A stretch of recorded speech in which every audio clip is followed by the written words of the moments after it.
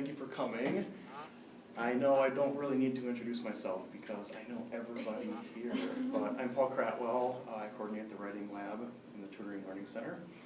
And my only function here today is to introduce 3 honors interns who are doing a presentation today. Just to give you a little bit of background of why we're doing this, there's an honors internship program here at the university. It's a university-wide program with a bunch of interns in a bunch of different departments, and I'm lucky enough to have 3 of them. The purpose of their talk today is not going to be quite so much explaining what they do in their internships, although that's going to be part of it, but they're going to be talking about their experiences as interns with students, doing all the things that they do, and start to put together a larger picture of what peer-to-peer collaborative learning really is and what it means to this campus.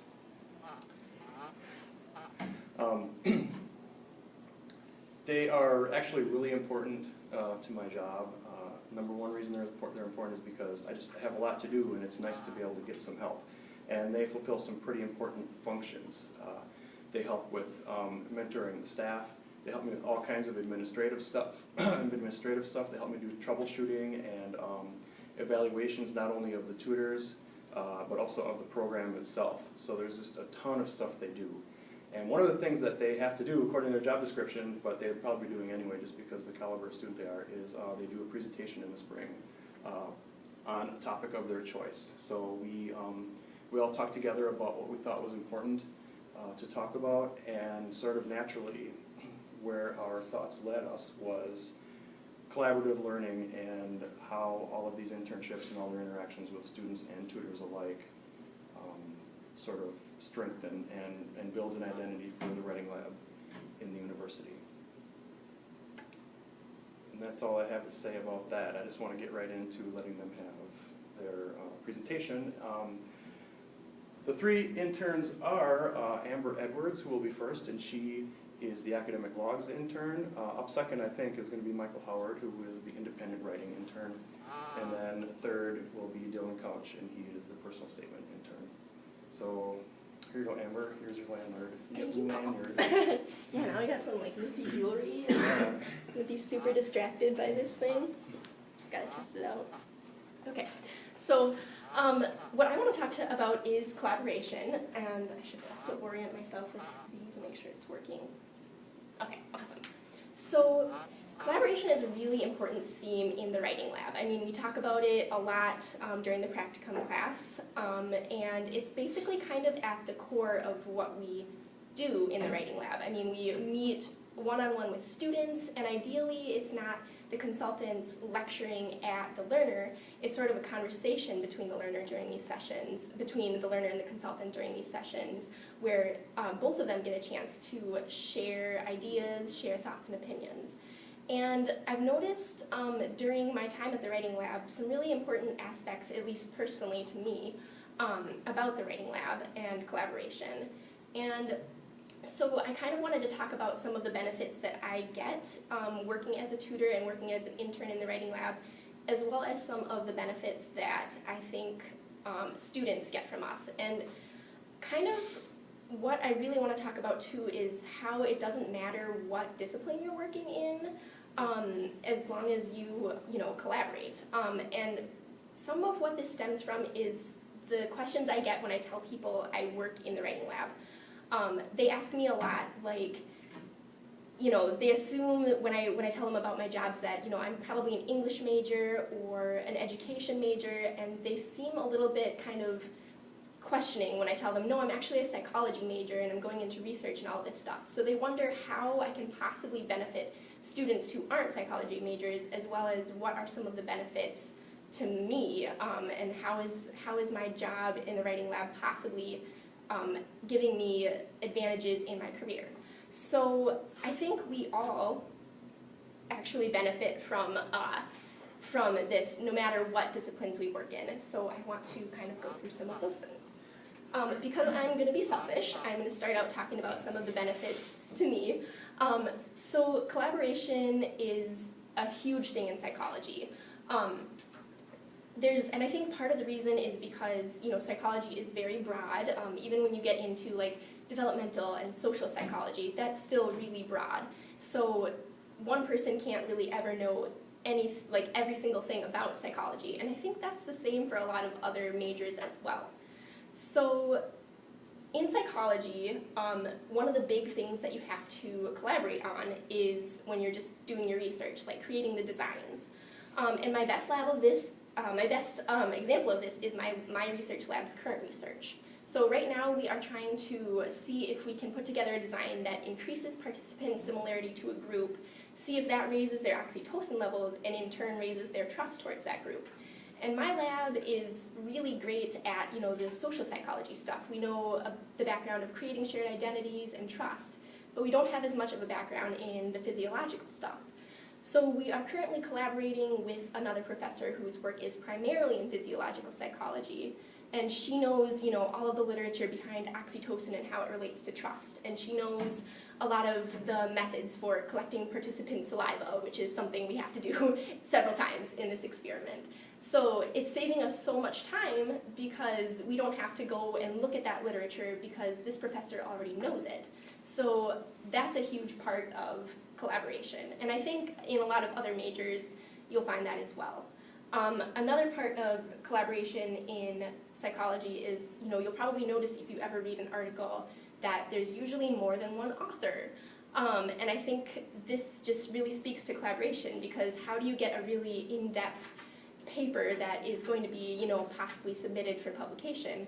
Working with other people, whether they have, different specializations and that combines to give you a really great paper, or maybe you have the same sort of field and specialization, but you bring something different to the table. You have different viewpoints and perspectives and experiences. So I think that just is huge in psychology, and I think it's huge in other disciplines as well. So another thing that kind of comes from collaboration is perspective. It's really great to get differing perspectives, and this is part of what the writing lab does. My sort of ideas behind this come from the liberal education that we come in expecting, 4 years, and as much as we complain about, our general education requirements, that's kind of why we're here, is to get, a little bit of experience in a whole bunch of areas. And that helps us keep an open mind and make really informed decisions and all of that great stuff. But the nature of a major is kind of to narrow, your field and all of that sort of thing. And at least personally, I've noticed that as I get more and more into my major, I have trouble sort of thinking outside of my major. As a psychologist, I want to quantify and measure everything, and that's great. I have to be able to do that, when I eventually become an expert in this field. But it sometimes is difficult to think in different ways, and I get frustrated with that. And the great thing about working with students in the writing lab is that I see students of so many different majors and working on so many different courses, English, business, communications, and working with these students in the writing lab really forces me to sort of take a step back from, the expertise I'm gaining in my major and think about things more flexibly, and it forces me to keep an open mind. So I really, really love that aspect of the writing lab. And I think that a lot of consultants do this. We're all developing these areas of expertise as we go throughout our college experience. But we get to have that chance to take a step back, and I think that's really beneficial to us, even if we don't notice it as we're doing it. Another great story I have just about keeping thinking flexible is I once had, actually this semester, an English language learner who was talking about how his experiences with insects had made they had broken his thinking, and I didn't know what he meant by that. I was like, what do you mean by this broke your thinking? And he explained it to me, and it turns out that his rather horrifying experiences had basically made him go crazy. And I was like, oh my gosh, that makes so much sense. When you go crazy, your thinking is kind of broken. And that experience has made me really think about like the words I use and the phrases I use and what they actually mean. And I think it's made me a much more precise writer. And I think we all have some like fun kind of random experiences like that that help us think about things in different ways. So that was my fun story about that. Enough about me. So I think we also, despite whatever major we have, we can benefit students in the writing lab. It doesn't matter if they're working in some course that we don't have very much of a background in. We still have an opportunity to, apply what we do know to these students' learning. And my personal experiences with this is from, psychology being broad. I have taken lots of classes that I've been able to apply to students working in a vast majority of disciplines. One of these is cognitive psychology. So I work with a lot of students on study skills, and they want to improve their study habits. And a lot of that research comes straight from cognitive psychology. So you'll have things like distributed learning, where it's better to study like 20 minutes here, 20 minutes there, a week in advance of the exam instead of cramming. So I can suggest that to students. Whether or not they actually do that is, questionable. Things like the generation effect, where the more you actually work with material and write it down and think about it, the more likely you are to remember it. So I can apply a lot of experience from cognitive psychology to my work with students. Learning in psychology, you learn a lot about reinforcement. So I can apply this to my students. Throughout this class, I've been able to learn how to better use reinforcement, and I know, that, for example, praising for effort rather than intelligence is more effective, that sort of thing. I can also give them tips on how to reinforce themselves and tell them that it's okay that if you force yourself to study for an hour, you can do something fun and that sort of thing. And believe it or not, yeah, students don't always realize that they can actually do that. So it's good. I'm currently taking industrial organizational psychology, which I can apply to business majors or people who are taking business courses. And it doesn't really matter that I haven't taken the most basic business course, because I can apply my knowledge from psychology. And I think all of us consultants can do that. I know it can be difficult to work with students who we don't have much of a background in. Like if they're working on something we've just never taken a class in, it can be tough to know what to do. But I think we sort of just naturally apply concepts to them anyway, and it works out well. I think another benefit that we can give our students is just mentoring. I know from the logs I've read that a lot of our consultants do this. They're able to give advice to students just because they all know what it's like to have to write a paper when you don't have much time. They all know how much it sucks to study for exams and take exams and all of that sort of stuff. And I think it's kind of a big part of what we do while we're collaborating with students, is we offer that advice to them. We let them vent sometimes before we get on with the session. And from what I've seen, our consultants do a really good job at mentoring students. I personally am able to sometimes work with students who, like for example right now, I have a student who is considering changing her major, and she's really nervous about it and not sure if it's what she wants to do. But I've given her some advice, how to research careers that she might be interested in that area, and it's helped her calm down and think, hey, this is okay. I can take some time to think about this. I don't have to make this decision right away. And I've seen lots of consultants do this, so I think that's a valuable service we provide. Other things are that sometimes an outside perspective is actually exactly what you need. This can happen because we get stuck in one way of thinking. I know I do this all the time, and sometimes people who are in the same class or the same major tend to get stuck in the same sort of way of thinking. And sometimes it actually helps to ask someone who has no idea, no background in this area, and they're able to help you think things through. That happens a lot when I'm working in my research lab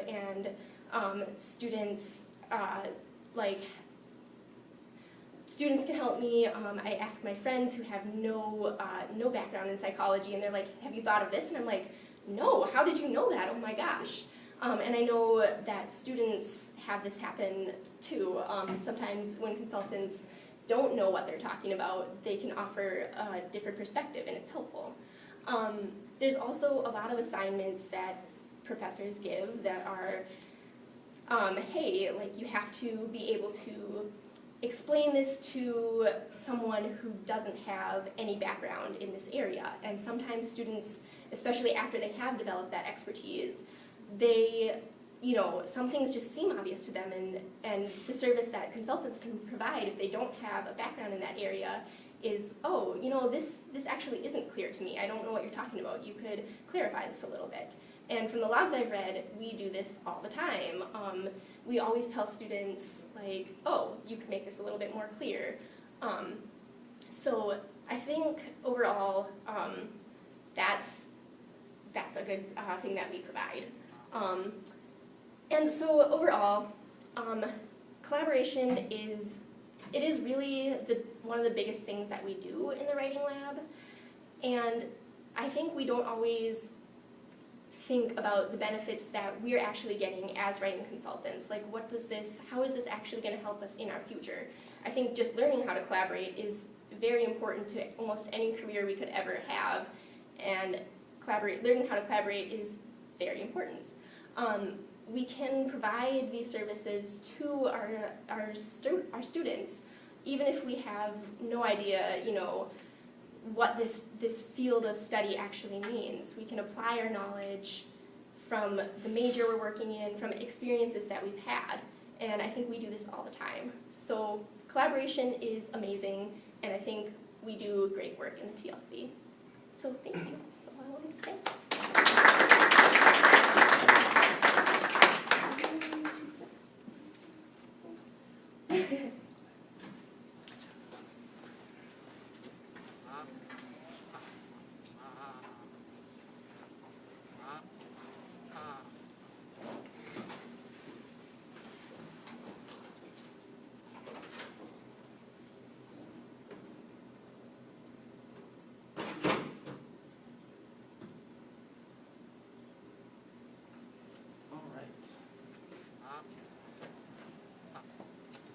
So, as Paul's already said, my name is Michael, and I am the 57 I'm the 57 honors intern. So, primarily what I do is I read and rate the logs of the tutors that tutor those courses. And I also put together the wordplay publication in the spring and the fall. And a little bit of what I'm going to talk to you about today has to do with my experience working in 57 courses. So I remember the first day I was working in the writing lab, one of my coworkers who graduated, she was working with a student on a 57, and we had both never worked with someone like in a course like that, and I really didn't know what it was. And I knew it was an independent writing class, but I didn't really know what it would entail. And the person that my friend who was working with was writing about something really personal, and she had made it into a poem, and my friend was explaining this to me, and I thought about how remarkable it was that someone was able to take a class where they were really able to express themselves in such an emotional way. And so after that experience, I really tried to make my 57 sessions a place where my learners can express themselves emotionally. And so I'm really going to talk about the sort of emotional benefits as well as the academic benefits of that personal writing and collaboration. So students who take independent writing courses can really benefit academically but also emotionally. So I'm going to talk about my experience tutoring different students and some different strategies I've used to really help students connect with their writing in a meaningful way and really help them make writing interesting. Because I think with these courses, a lot of students think that they're going to get into it and it's going to be another academic course where they're not really going to get to decide what to write about. But it's remarkable because it's a course where they create the syllabus in a sense. They there is no set topic for them. They choose the topic. All that they need to meet is the word count, and that's what's very remarkable about these courses. And so I'm going to talk about my experience sort of adapting my session to meet the needs of my different learners. And I'm also going to go into talking about tutoring as sort of a form of mentoring students, and kind of like Amber was talking about, sort of being a jack of all trades and being somebody who can help them with advising, can help them with picking classes and that kind of thing. And then I'm going to also talk about the meaningful connections that you can really make as a tutor. So a little bit about English 57 courses. You all know what they are, but if there were people here that didn't, it's where tutors work with students on their writing. It can be creative writing or academic-based writing. And it's a 1-credit pass-fail course. It takes place in a 30-minute one-on-one session, and the writing can often be very personal and have kind of a certain style or panache that's unique to the learner you're working with. And ultimately, it's creative exploration through writing, and that can come in the form of short stories, poems, novels, even personal narratives. And so there are definitely benefits to the learner, and the benefits are academic. So your writing skills are going to improve over the course of the semester. One of my goals as a tutor is for my learners to improve their writing, to revise and try new things, try poetry, try fiction, try short stories. And also interpersonal skills. So part of tutoring these sessions is that you have to get your learner to communicate their ideas to you and communicate the meaning of their writing to you. So that's definitely a huge benefit, is your interpersonal skills growing throughout your semester. And the interpersonal skills as well. Your learners are going to have to learn really to put their thoughts onto paper to make something make sense and express it in a creative way. But what I'm really going to emphasize today are the emotional benefits for learners, which I have really witnessed in my time tutoring these sessions. I think this kind of writing can really give learners a chance to open up to somebody through writing. I've worked with several learners who have written about personal trauma, grief, uncertainty, school and home life, and relationships. And writing about this kind of stuff really gives students a voice and a chance to write about their lived experiences, which is something that isn't often done in classes. You know, there might be one personal narrative assignment in an English class, but it's very rare that there'll be an entire course dedicated to a student really writing about themselves and their lives, which a lot of students choose to do. So in emphasizing the emotional side of writing and wanting students to write about personal things, I see myself as having a very specific role. I see myself as being someone who encourages the growth of students as writers. I want the learners I work with to grow as writers over the course of the semester. But I also want them to express themselves in ways that they want to express themselves. So I want to emphasize the fact that this is a course where they can create the topics. They decide what's going to be on the syllabus, what they're going to write every week. And I want it to be writing that's personal and meaningful to them. And so I'm going to go over some strategies that I've used to really help learners connect with their writing in a meaningful way. And when I think of these strategies, I always think of things that are really relevant to them. I know Amber was talking about how it's important to make sure that your learners, you're going to connect with your learners. You're a student, you've been there, and so relevancy is important. You understand what is relevant to them and what isn't. So a couple things that I've done with my 57 learners over the past couple of years is, I work with a lot of freshmen and sophomore students, and one of the things they're kind of grappling with is the transition from home to college, the transition from living with your family and your loved ones and a very comfortable life to this new kind of scary environment where you pretty much have to make it on your own. You have to meet new people and figure out a career, and it's a very, it's a tough time, but it's an exciting time. And I've found that a lot of students really enjoy getting the chance to write about this, so this is something I'll suggest to my learners often. And it's a good way where I can connect to the learner and I can give advice and we can talk about these things, and it's a very meaningful experience for them to write about it. and even just everyday struggles that occur within this transition, such as taking tests, relationships, friendships, family life, tired of your roommate, what have you. I had one learner who, she would keep a diary every week and she would bring it in and we would go through the entries, and some of them were really like normal, like I had food today, I made Uncle Ben's rice or something like that. But some of them were really profound, and it really gave me kind of a window like into her mind as a writer.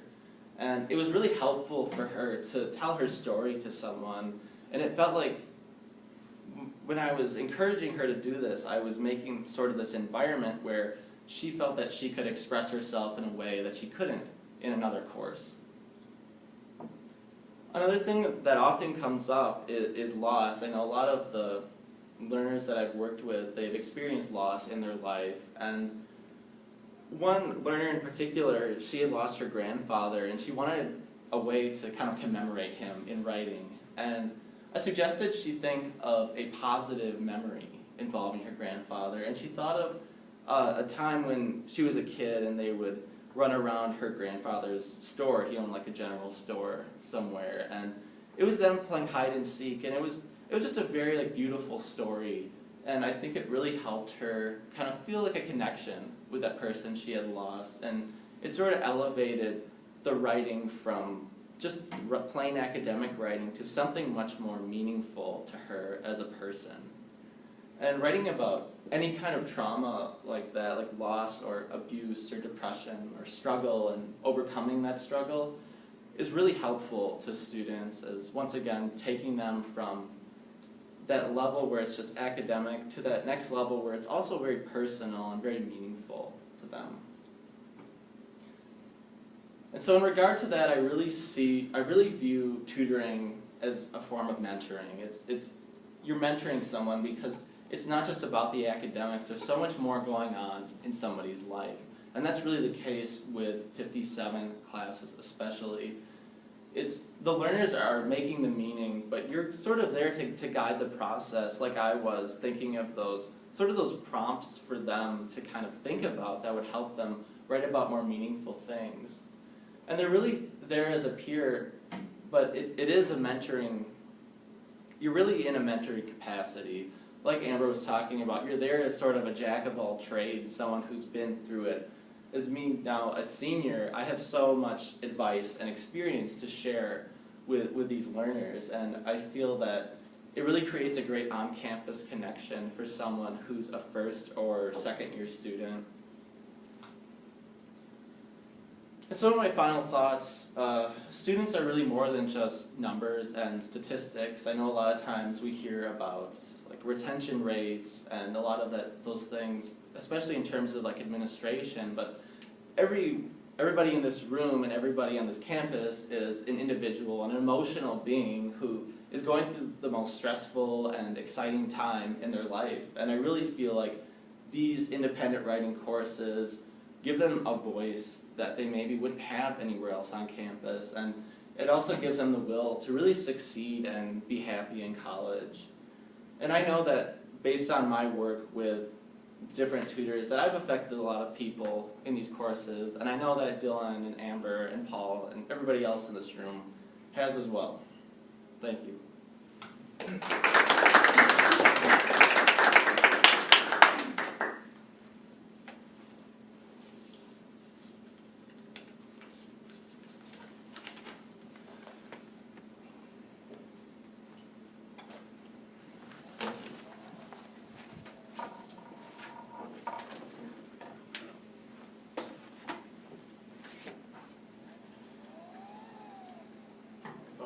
Got logged out of the email. You have to log back in. My stomach hurts, and I don't think it's because I'm nervous. I think it's because of the amount of cheese I ate at lunch.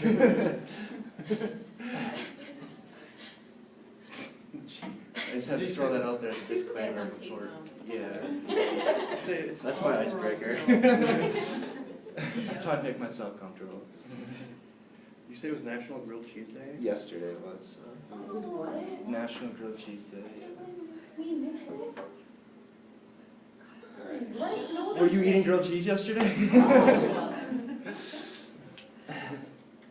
Yeah, I was a day late on it, but I still got to it. Okay, I'm the personal statement intern, and I'm not going to get into too much on how to write a personal statement, but some of that stuff is going to come up just because of all my experiences are going to focus on personal statements. So just as a show of hands to get started, how many people feel like they could help somebody write a personal statement or knows how to write a personal statement? A little bit? Faculty? No? Okay, I throw that out there because that's how I felt. Obviously, I got a little bit of training, and then I was out in the real world helping people write personal statements, and I'm a junior, so I haven't had to write my own yet. And so I was sort of in this weird area of uneasiness. I didn't really know what to expect. So I want to go through what I expected compared to what the reality was for both me and the learners, and how through collaboration, that's how personal statements really work. So my catchy title, From Tutor to Learner and Back Again, just means that I'm not the tutor a lot of times in these sessions. I am the learner. I'm the one listening to these individual stories, and then in order for me to help, that's the first thing that has to happen. I need to learn everyone's story. So my points of emphasis that I want to emphasize is that these are the things I learned. How collaboration is key for successful personal statement writing, how my role shifts from tutor to learner, and how personal statements are personal for both the learner and for me. And this is going to sound a little repetitive, having been said twice now, but I'm an English major, and I had to work with a variety of different disciplines. I've never had to help someone with an English personal statement yet. And these are some of the ones that I remember covering so far. So some of my struggle was, as an English major, even though I had this training, how do I, be able to assist everybody in these different fields, not knowing anything about those fields? I just knew this sort of structure on how to write a personal statement. I could pick and choose these things if they gave it to me, if they had those experiences. But they had to, have those experiences in order for this to work. So what did I expect going into this? I said I felt uneasy, and that's the truth. I expected students to believe that I held all the answers, that I was a sort of personal statement guru. I could say, include this, take this out, that someone could just go down and be like, here, fix this, and now it's my deal, I have to take care of it. But that's not how it was. That's just what I expected. I knew the structure through my training, but what I needed was the story, and that was the learner's thing, or the 2Ds thing, was to bring me their story. So in reality, collaboration is key to successful personal statement. What I mean by that is, and what I say by rhetorical versus subject knowledge is, I don't have the subject knowledge, I have the rhetorical knowledge. The learner comes in and they say, this is what I did basically, these are my experiences, and then I can sort of be suggestive. I can say, you can include this, and we sort of fit those things in the structure, but I really can't give that much unless I know, everything that person did that's relevant to what they're going to do. So, and then I had this idea of what the student expected. I didn't know what the student expected, obviously, but it was in my head that, the students coming down, I had a lot of students coming down with a narration of a significant point in their life, and that wasn't the structure that I was taught, but it was effective in some ways. They came down, and it was I'll give this example as team captain. Someone came down that was a CSD major applying to here for a master's degree in CSD. But she was the team captain of the basketball team. And that's what her personal statement was about. It was about her struggles, managing the team, getting through championship or something, and the end goal was, look at my leadership skills or something like that. Which is good. That's a one-sided sort of, that's how she wanted to paint herself. That was the light she wanted to be seen in, and that was important to her. However, like I said, it's one-sided. We needed to show, other sides of her relevant to, where she's going. So that's what I mean. It was void of diverse academic experiences. My role then is to uncover what else is going on. How do I do that? I sort of prompt the student, what else is going on academically. And then lo and behold, I'm getting this sort of like onrush of different experiences that she had. Like, she had internship at the clinical lab. She's been doing research with professors or job shadowing since high school. And I emphasize these points not because, she had a wrong personal statement and I fixed it or something like that. It's that I'm learning the individual here. Like, these changed from, normal tutor sessions because we have this sort of like rigid academic shield. What are you learning in class right now? What's going on? I can help you with that paper. This is much more, what have you been doing in your life sort of thing. That sort of like broadens the scope then. So because they came down with these narrations, I came to the conclusion that students did not expect and probably rarely had previous opportunities to boast about their academic experiences, and they're sort of keeping it shelled up. So my role as learner is uncovering the student's journey by simply listening, which allows for a more rounded personal statement. Rather than having that one-sided, I'm the tea captain, I did all these different things. I've been doing these things since high school. That sort of reaffirms their decision to go to grad school. The student knows themselves and their discipline better than I do. I say that because I can only suggest things to do. When it comes down to it, how the student wants to show themselves is how they're going to show themselves. And I have an example from Monday, which actually sort of changed my perspective on how to go about doing this, because she had the narrative personal statement, and my first thing was to sort of move her away from that. However, I showed her the example that we use a lot of the times. She read it, I read it to her, she's like, that's boring. I don't want to show myself in that light. I don't want to be that professional. This is like my person. This is how I want to show myself. So then it becomes tricky. Like, this is what I've been taught. How do I tell you, no, you're doing it wrong? Do I just throw you out there and be like, okay, you can do this? Or, we have to sort of figure out that meeting point. And what we ended up doing is we kept the narration, but then she had all these other things going on, such as mission trips. She had an intern as well.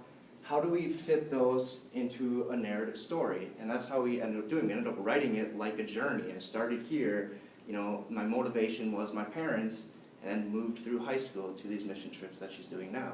So even though it did become this narration, we were able to both collaborate and meet in the middle.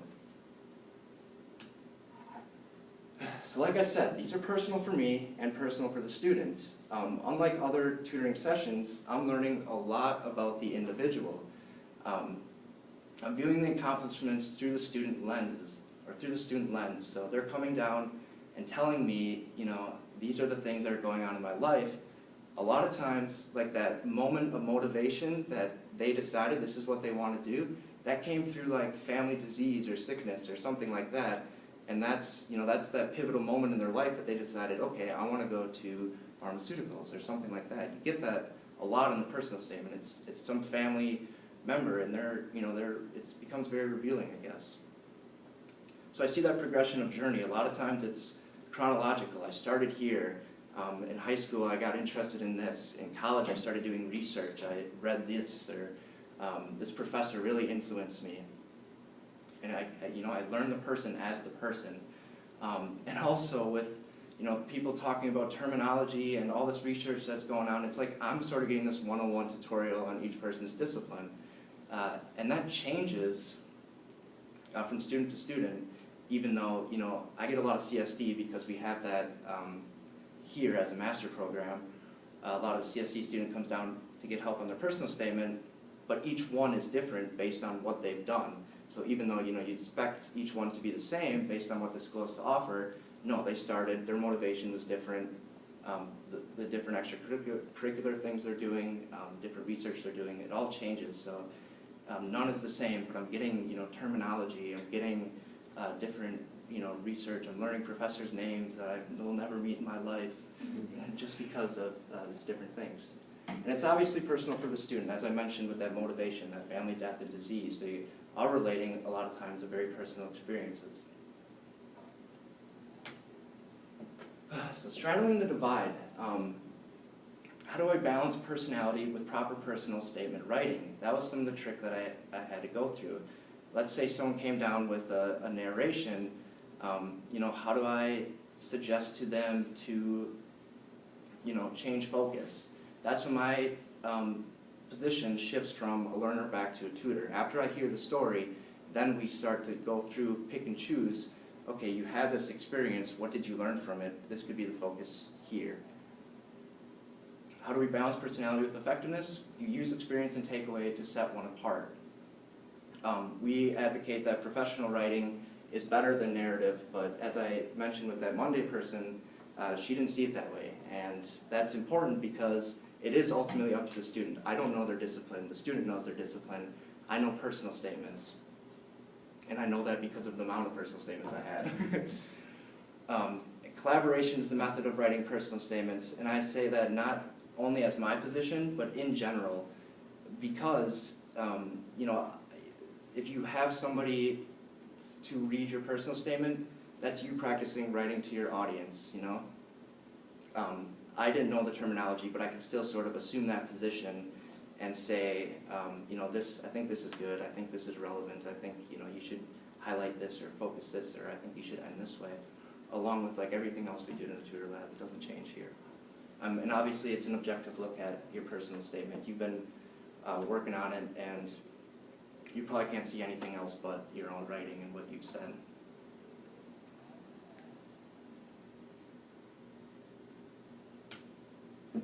Yeah, so I included this Tales from the Booth. I included this slide to say that, sometimes the experiences change, and I hesitate to say positive to negative because there are no negative experiences in the tutor lab. But people come down with little confidence in their personal statements sometimes. I realize there's not a lot of stuff on the internet to go about writing these. Sometimes you have a prompt to follow, sometimes it's just a general personal statement, and you don't really know where to start. But the ones that we try to steer away from are the ones that come down with like positions as wait staff or line cook, or they're trying to say they have leadership positions based on how long they've been working as a wait staff somewhere. But when we're able to, when I'm able to tell the students sort of how this works, and once we uncover that journey that they had, I find out that they did have a wait staff position, but they're also doing research, and they're also have those internships. And I'm like, why didn't you talk about those? And it becomes, those are those moments of sort of enlightenment where it's like, oh, that's what this is about? Okay. And so that's why I included these results, because it's relief working through worries and solving problems, and the best boost sessions are when they're getting animated over what they have done, and like I said, that confirms their decision. Like, this is why I'm doing this. This is awesome. Look at what I have done. They're visualizing a future and laying out the framework. And I don't want to say negative, but some of these personal statements, we have to like sort of stretch the details. Maybe that wait staff position is all that they have. So then how do we make that connection between what they're doing as a job outside of academics? It's not quite relevant to what they're going into. How do we say that I'm an overall leader? It's harder to connect those lines, but it is possible. So I just want to end by saying that personal statements are my favorite to do because, it's like a lost friendship almost. I learn the story of each individual, and then they sort of go on, and I never even know if they got into grad school. And that's it. I just went through all this. We uncovered everything you've ever done. I know that your brother had this sickness or something, and then they're gone. So I'm waiting for someone to come back and I made it, but I never even know if this is working. It's like the blind leading the blind. That's all I got.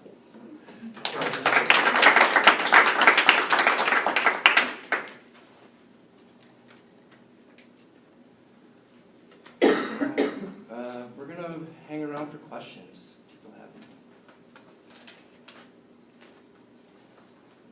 They look like they have a lot of questions.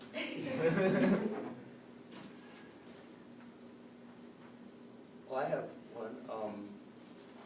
So you've all been doing this for a year now, and you were all fairly experienced before you started this. So what do you think that in doing this internship sort of, transformed the way in a significant way transformed the way you look at collaborative learning? And I know you just got done talking about that, but do you think that you would have gotten here as a regular tutor to a similar spot as well? Or was there something different about being an intern?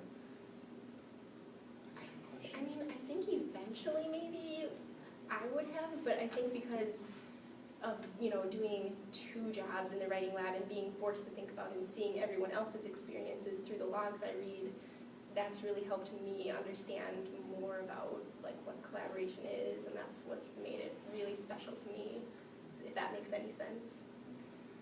Yeah, I think for me, I have to do collaboration for personal statements, and we say we should collaborate on every booth session, but sometimes they just need like a paper revise or look at this sentence, what's wrong with this or something, and I say that's right or that's wrong, but with personal statements, you have to have that collaborative aspect.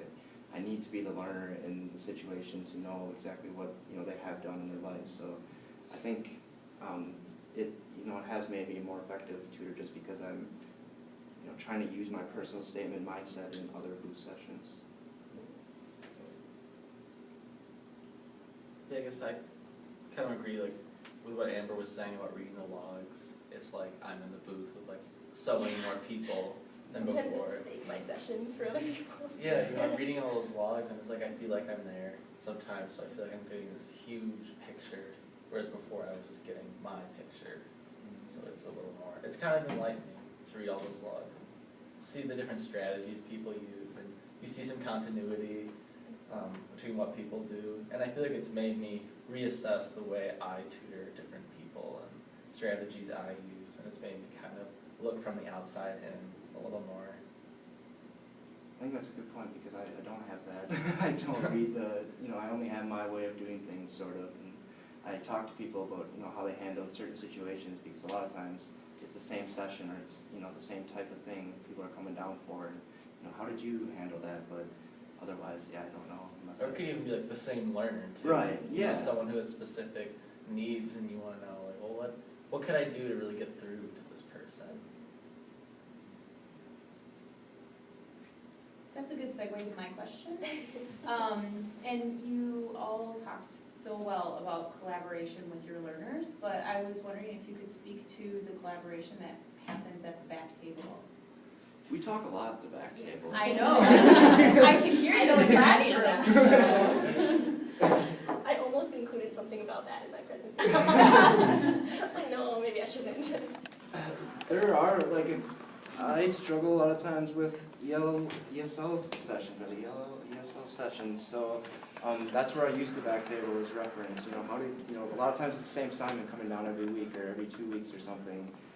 So the majority of us have been working with someone with that same assignment, and I ask how they handled it. Yeah, sometimes you come out pretty like shell-shocked. Sometimes like you come out of the booth and you're like, what's just happening? Yeah, I hope that helped. And it's kind of a nice like space to calm down and I don't know, kind of get some support from the people back there. And did I do this right? What could I have done differently? And a lot of times, like, there'll be someone back there who's tutored that person before, and they, oh, well, I've tutored them before. Here's something you could try for next time. So it's a really good space to kind of bounce ideas off of one another. Exactly. Yeah, even if it's like a really difficult session and like you don't think you got as much out of it as you usually would in most sessions, other consultants have had that experience too. So it's nice to like sort of validate that like it happens to everyone once in a while, that you just don't feel like you're getting through to the students, and that's something I found really helpful talking at the back table. And I think when a bad session happens for anybody, the back table is the first to know. They leave the booth and go sit down, like, that was horrible. Or, maybe not that, but. That was great. Yeah. That's kind of like that feeling of discomfort that you can use. I kind of heard that a lot from all of you, where like there's always this element of I'm lost. Yeah. I have no idea what I'm doing. But then, at what point do you get that confidence?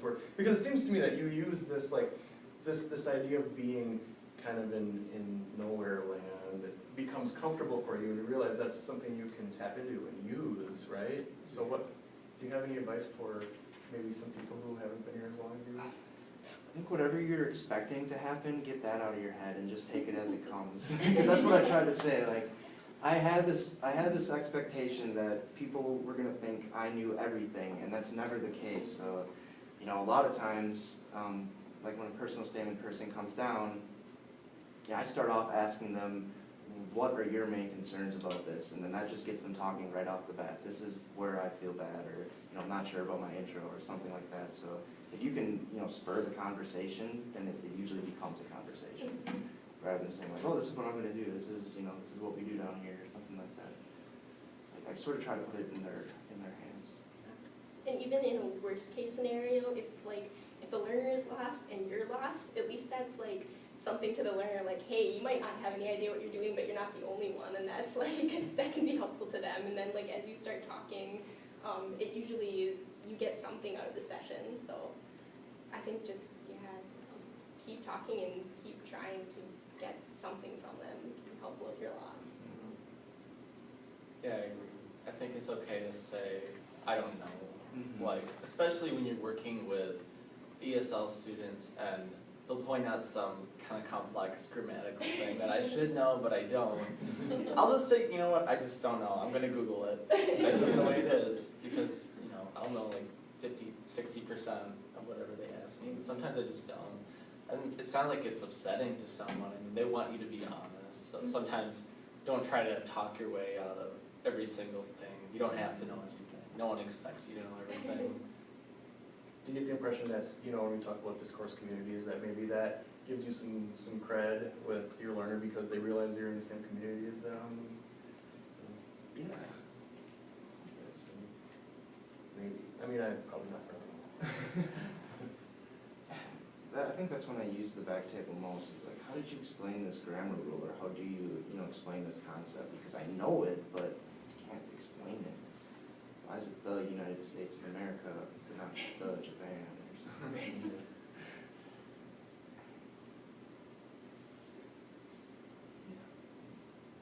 I think that about wraps up our time. Thank you for coming, everyone. Thank you. And thanks for coming.